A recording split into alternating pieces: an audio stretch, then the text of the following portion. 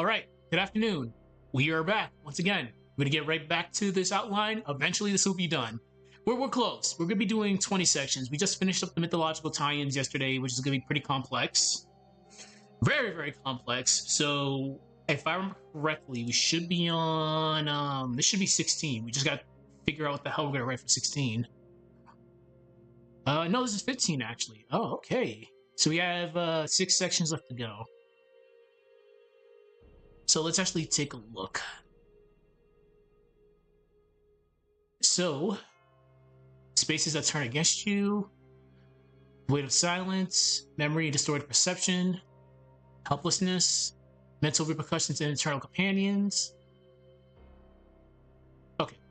Loneliness in location, self in isolation, digital isolation, echoes of humanity, time in isolation, the comfort of madness, which is going to be a weird one. So the first myth tie-in is going to be Greek mythology, the Minotaur and the Labyrinth. Then we're going with Norse mythology, which is going to be Fenrir. Japanese tie-in, which is going to be the Yurei, which is going to be really, really cool to do, by the way. So, what shall we do next?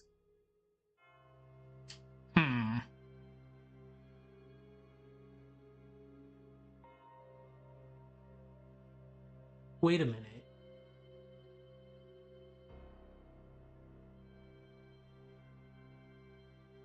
Mental repercussions and internal companions. How about we talk about false companions, sort of? Yeah, I think we can do that.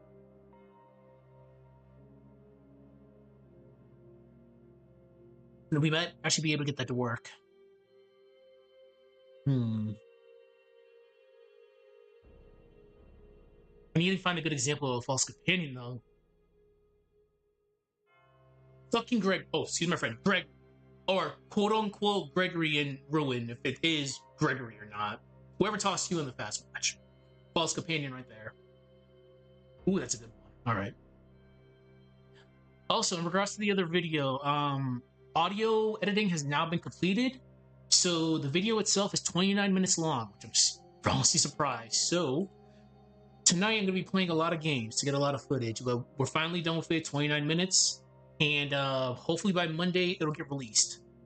The only thing that takes long is the closed captioning, because people can't understand me at times, which is, of course, because again, my slurring and speech impediment actually just show up from time to time. So closed captioning does take the longest time. Gaming's whatever, but we're looking at 29 minutes. So be on the lookout on Monday, by Monday. Okay, so let's get to this. So section 15 will dub Section 15, False Companions. False Companions and Deceptive Signals. Or signals. Yeah, this is definitely a Ruin one.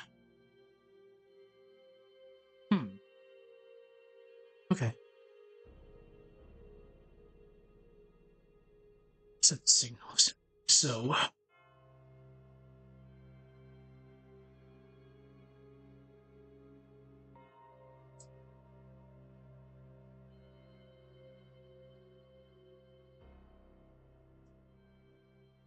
isolation. Ooh. It was more intense. It's kind of strong to say, but it was more intense.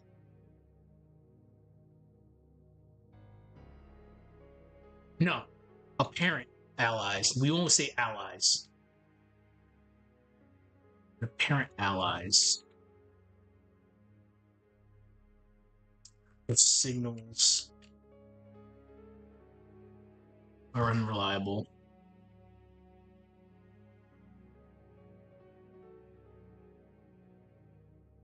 I've watched Hollow play too much video games, so a good example of this would be the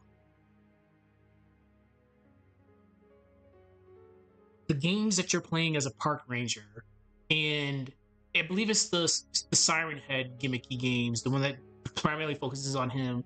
Because if I remember correctly, Siren Head has the ability to Nate perfectly, not whatever, perfectly replicate, perfectly replicate his victims' voices, and he'll try to get you to come out of the tower and kill you just by, oh, someone send help, send help, send help. Even though it's not it's not a real person. Siren Head mimicking someone's voice. So, actually, it's because more intense when apparent allies or signals are unreliable, such as ghostly voices,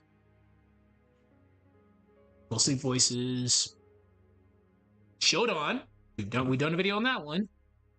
AI voices,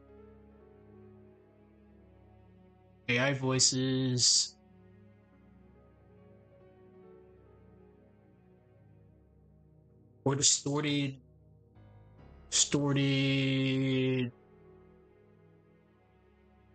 calls.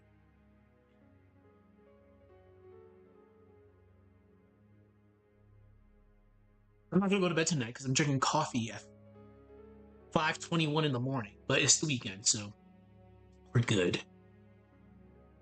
I'm gonna be drinking a Monster soon too. Do not drink a lot of caffeine, people. Cherish your heart. But we didn't do that.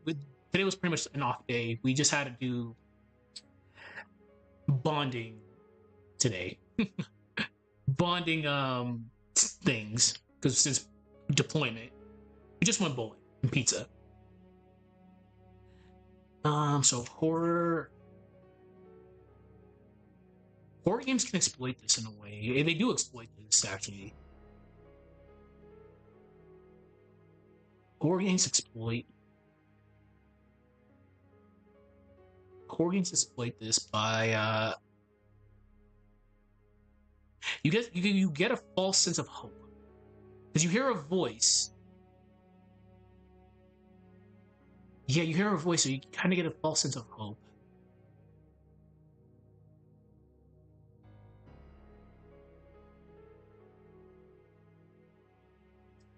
Oh man, yeah, Barry. Oh my god. Revelations 2, Barry, when he kept on listening to Moira's and I quote, oh god. Oh damn it, whenever I think about that, I get teary-eyed. Fuck. I always get teary-eyed when I think of that. See, I actually am getting teary-eyed right now. Holy shit.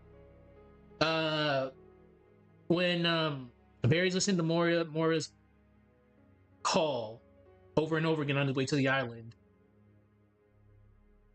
he's getting a false sense of hope by listening to her voice. He knows he's not. I'm actually getting teary-eyed right now. Don't mind me. He's getting a false sense of hope because he's hearing her voice, even though you just don't know. Like, he's going to the island, he's probably gonna find her dead body, etc., etc., etc. But the only reason why I'm getting teary-eyed is because of how Moira is. Because play Revelations 2, right? Play Revelations 2. Long story short, Barry left his guns out. Moira and Polly were playing with them. Moira accidentally shot Polly. Polly survived, but their relationship was strained to the point that Moira for years didn't call Barry dad at all. Just called him Barry. Then during that sequence when Moira was quote unquote dying because of the rubble, if I remember correctly, yeah, she called him daddy, and I'm like, oh, damn, that hit you hard.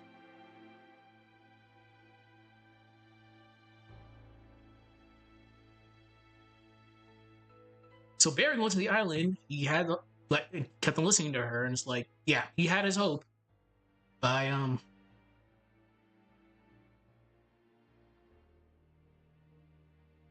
offering hope. But in this case, it's false companion, so betrayal. Like, especially in Ruin, when thank you for coming to see me, but we can't allow you to follow us, or some along those lines. Like, damn, Cassie came all this way for nothing, pretty much.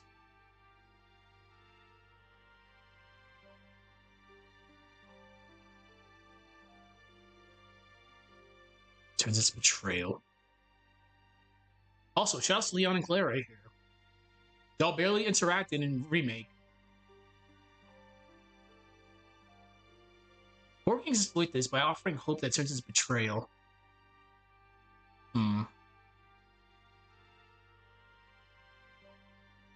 It's gonna deepen tension. It's gonna deepen tension.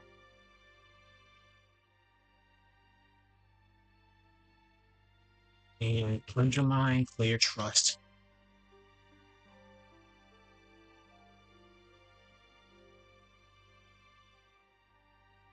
So let's see what we got so far.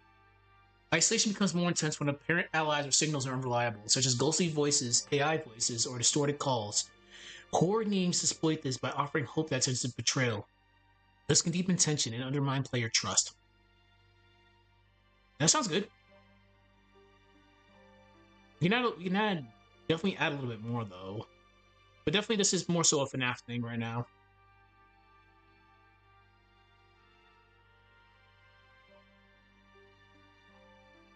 I think one of the most notorious non-horror one is Metal Gear Solid with Liquid. Liquid masquerading as Miller. That got you good. Or I guess Wesker to Wesker to SARS like Resident Evil 1.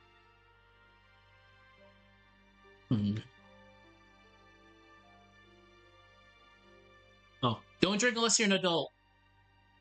This Four Loko will soon be gone.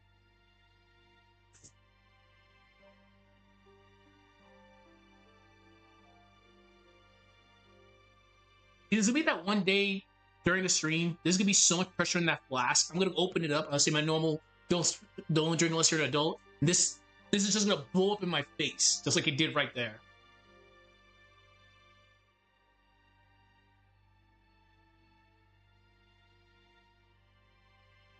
So the contrast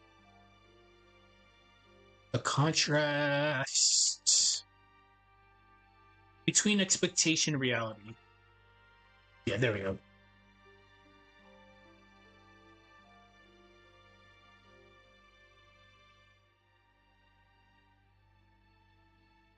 Amplifies fear.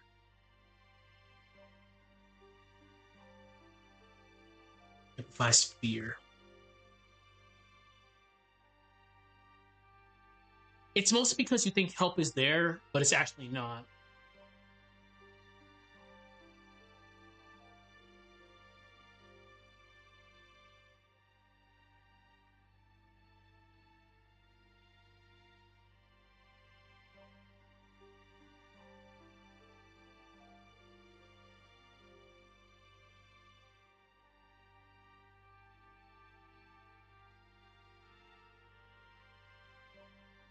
Maria.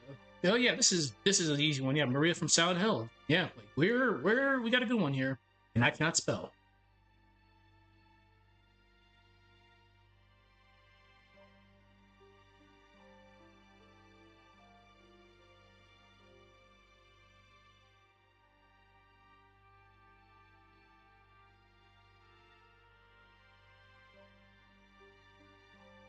Or a signal.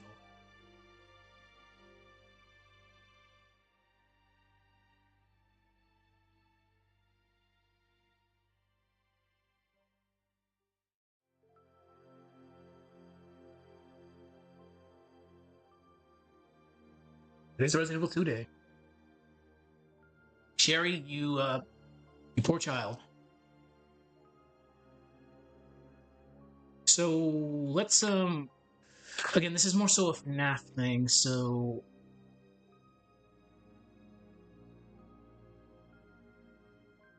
Gregory.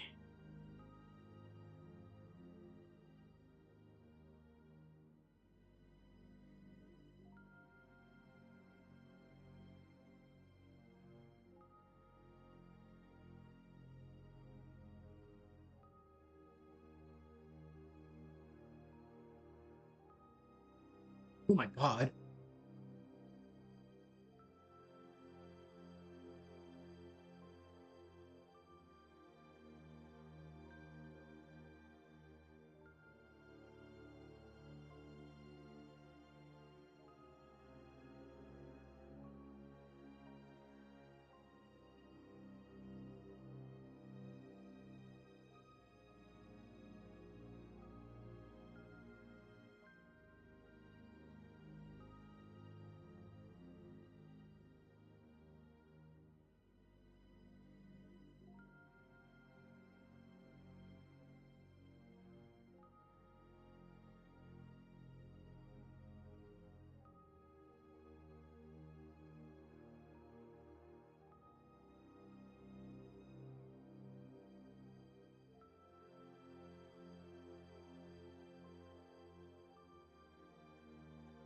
Just notes for me.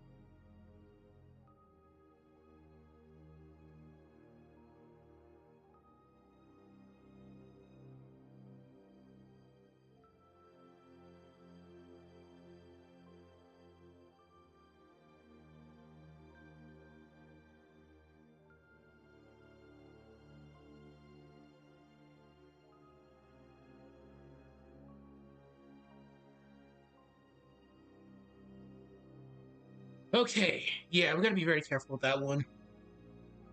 Isolation becomes more intense when apparent allies or signals are unreliable, such as ghostly voices, AI voices, or distorted calls. Whoops. Core games exploit this by offering hope that turns into betrayal. This can deepen tension and undermine player trust. The contrast between expectation and reality amplifies fear. You think help is there, whether it be the voice of a companion or signal to safety, but it's not. So again, the Gregory that's speaking to Cassie may or may not be the actual Gregory in Ruin. Remember, we can never trust what we hear in these games, and dialogue in the DLC does indicate some shenanigans. Again, this is not a theory video, and that's more so a map thing. I'm not gonna get trapped in the narrative like rabbit hole because once you cross that event horizon, you're not getting out of that one.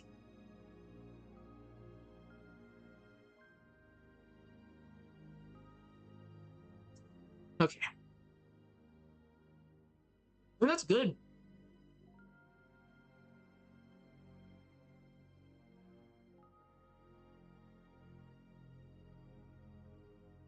Yeah, I think that's actually good.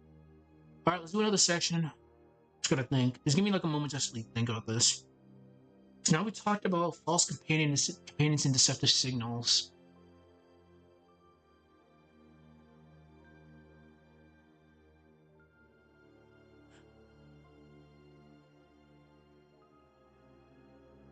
Okay, the brain and fear, spaces turning against you, the way to silence, memory and distorted perception, helplessness, mental repercussions and internal companions, loneliness and location, self and isolation, digital isolation, echoes of humanity, time and isolation, the comfort of madness, the Greek tie-ins. We don't need to worry about that.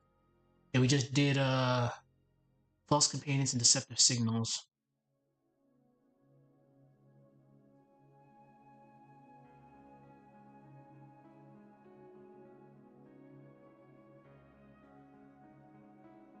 Hmm. How about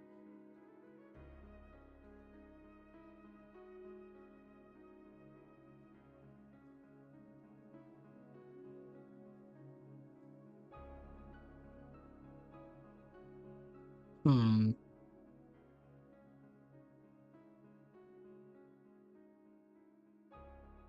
We already talked about the mental aspect of it. How about we do? Let's think outside the box here because we've already talked a lot about the mental aspect of it. How about we do something like how it transforms us, from like a mental and physical point of view? Don't mind me. I think aloud. Just don't mind me. I think that might work. Okay, let's think.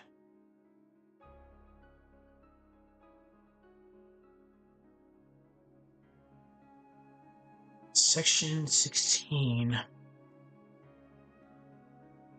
Let's call this isolation and transformation.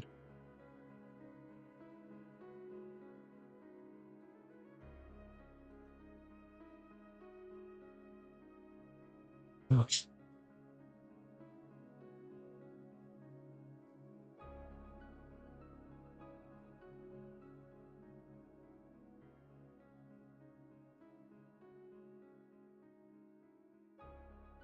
Isolation.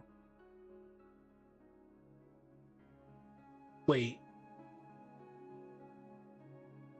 Okay, isolation for extended periods can have adverse effects on people.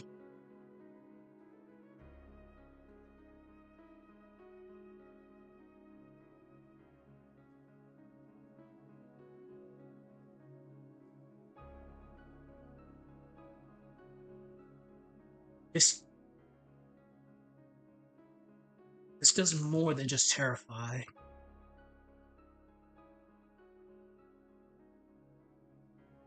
This does more than just terrify.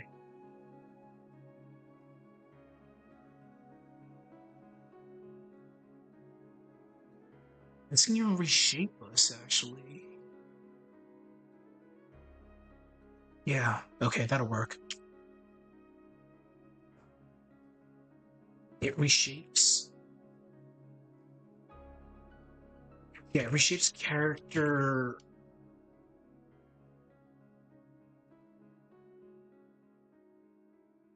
Mind and behaviors.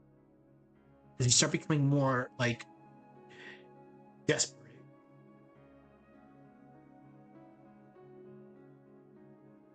Okay, wait a minute.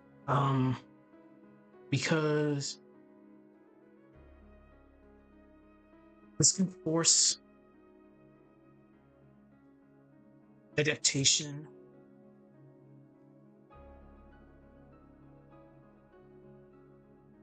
mental fractures, and resiliency. So there's positives and negatives, kind of. More so negatives. Alright, definitely gotta add more to this one. So isolation for extended periods can have adverse effects on people. This is more than just terrify. It reshapes characters' minds and behavior. This can force adaptation, mental fractures, and resilience. Resilience. Resilience. That was on me. Oh my god.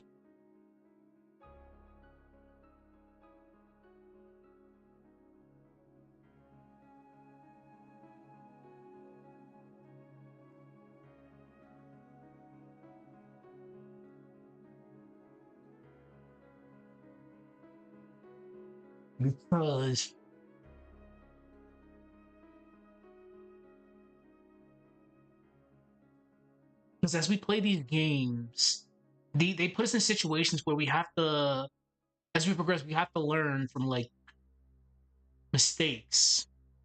We have to endure depth. Oh no, Ada's gun is empty. This song, damn, it hits you so hard.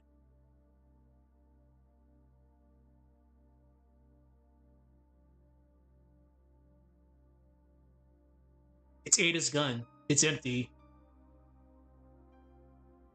Okay. So horror games.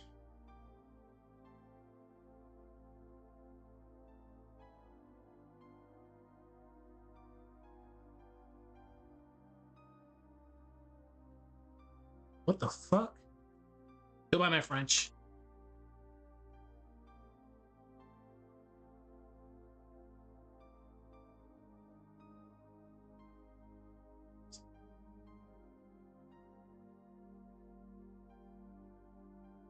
You have to endure.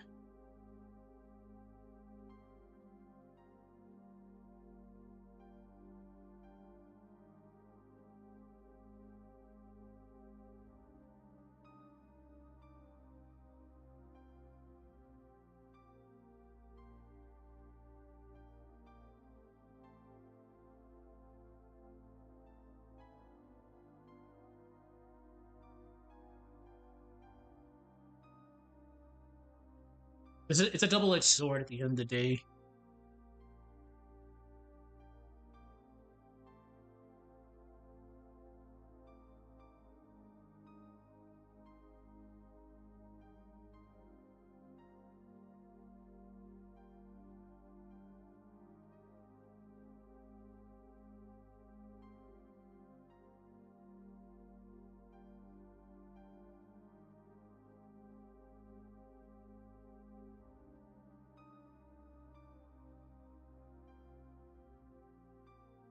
Hmm.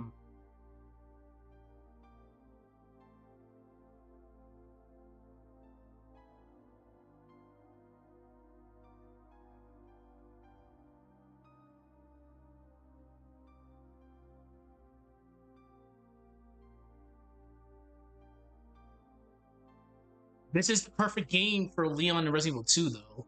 He has to go through so much crap. He grows as a person at the end of it, but he pretty much loses everything. Leon loses a lot. He's a great protagonist because he's not a superhero. Like, he has his flaws. He has his pros and he has his cons. Hmm.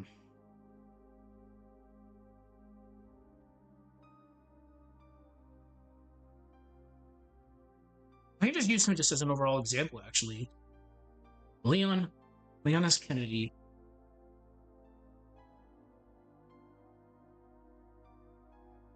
Especially with all the shenanigans he had to deal with him too. Oh my god. Leon S. Kennedy.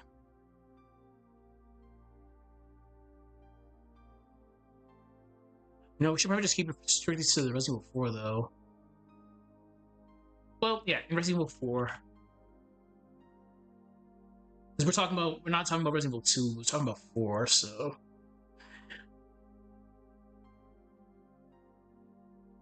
And like I mentioned before, like, Leon,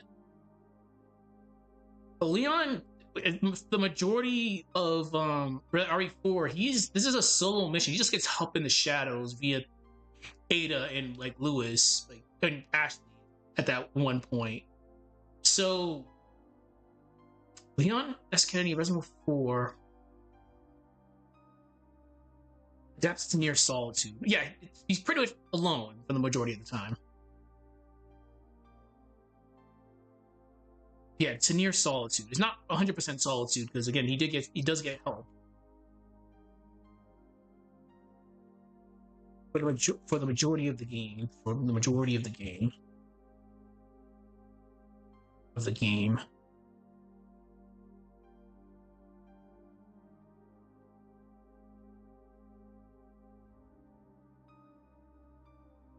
he has his own.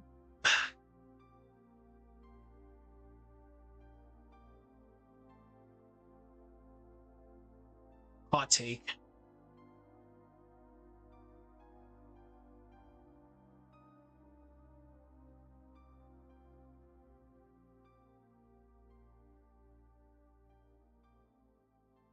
Key sequences. I can actually spell during key sequences.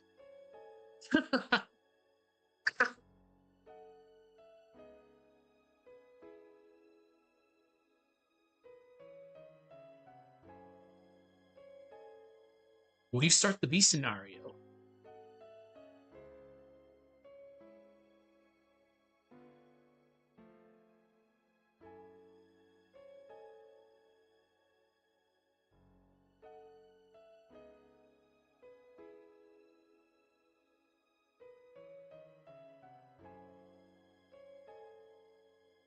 Again, this is it's more of an RE2 thing, but there is instances of this in 4, mostly like towards like Krauser.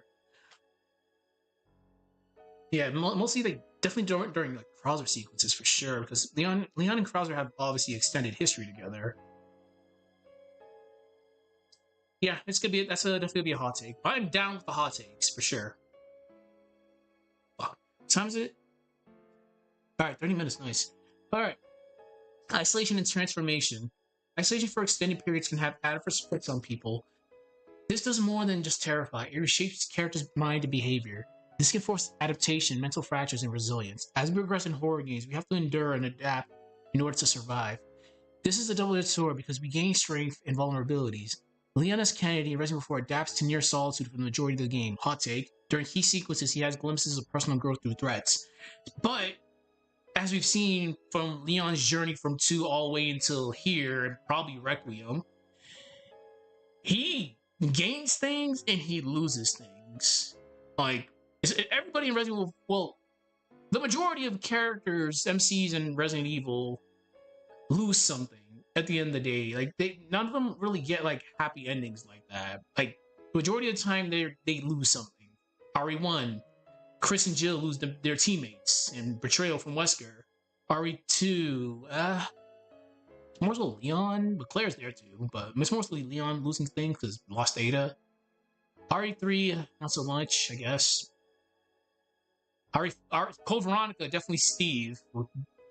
Even though Claire's relationship is weird, very weird. Yeah, but you get where I'm getting at. It's like, yes, we can get personal growth, but we can also lose things at the same time. So, okay, I think that's good. We did about 30 minutes worth of work, and again, I gotta get back to working on that other video. We just finished the audio sequences, so I gotta do a lot of gaming in the next 48 hours because this could be a pretty long video. So stay tuned for that. I got sprite animation later for like an hour, then I gotta get back to work. But yes, that video will probably be released on Monday. This one's getting towards the end because we're gonna do 20 sections, get to the case studies. Again, this is gonna be long because we're doing Resident Evil 4, both of them. Silent Hill F and Security Breach Ruin. So I'm looking at least an hour for this specific video. So bear with me. This will get done eventually. All right. Anyways, take care. We'll do some more of this tomorrow. Bye-bye.